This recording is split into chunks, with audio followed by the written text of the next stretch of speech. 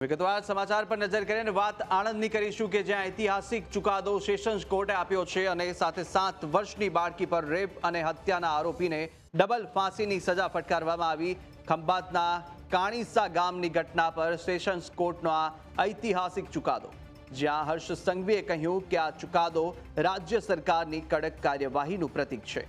વધુમાં ગૃહ રાજ્યમંત્રી હર્ષ સંઘવીએ પીડિત પરિવારને ન્યાય અપાવવામાં યોગદાન આપનાર તમામ પોલીસ કર્મચારીઓ અધિકારીઓને પણ અભિનંદન પાઠવ્યા છે। આ ઉપરાંત હર્ષ સંઘવીએ ન્યાયતંત્રનો આભાર માન્યો, જેણે આ ગંભીર ગુનામાં ન્યાયની ઝડપી અને નિષ્પક્ષ પ્રક્રિયા દ્વારા ચુકાદો આપ્યો હોવાનું જણાવ્યું। તો 28 ઓક્ટોબર 2019ના રોજ માસૂમ દીકરી પર દુષ્કર્મ કરી અને હત્યા કરવામાં આવી હતી।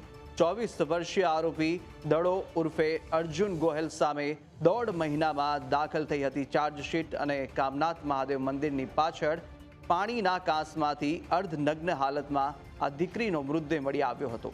તપાસ કરતા સામે આવ્યું હતું કે નરાધમે વર્ષ 2019માં બેસતા વર્ષના દિવસે જ બિસ્કિટ આપવાની લાલચ આપી બાળકી પર બળાત્કાર ગુજારી અને મોતને ઘાટ ઉતારી કાંસમાં નાખી દીધી હતી। તો હર્ષ સંઘવી દ્વારા એક્સ પર પોસ્ટ પણ કરવામાં આવી છે અને કહ્યું છે કે ડબલ ફાંસીની સજા, જ્યાં ઐતિહાસિક ચુકાદો ન્યાય થયો અને આણંદ જિલ્લામાં 7 વર્ષની બાળકી પર બળાત્કાર અને હત્યાના કરવામાં આવેલા ગુનામાં અર્જુન ગોહેલને ફાંસીની સજા ફટકારવામાં આવી। પીડિતાના પરિવારને સાંત્વના આપતો એક મજબૂત ચુકાદો હોવાનું પણ જણાવ્યું અને કોર્ટનો આ નિર્ણય સ્પષ્ટ સંદેશ આપે છે કે ગુજરાતમાં આવા જઘન્ય ગુનાઓ સહન કરવામાં આવશે નહીં। હર્ષ સંઘવી ગૃહ રાજ્યમંત્રી દ્વારા એક્સ પર પોસ્ટ કરવામાં આવી છે।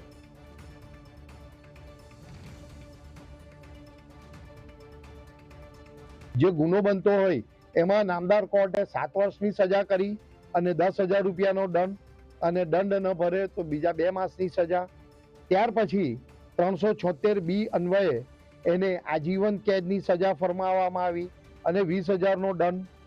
તદ ઉપરાંત 302ના ગુનામાં નામદાર કોર્ટ દ્વારા મૃત્યુદંડની સજા એને ફરમાવવામાં આવી।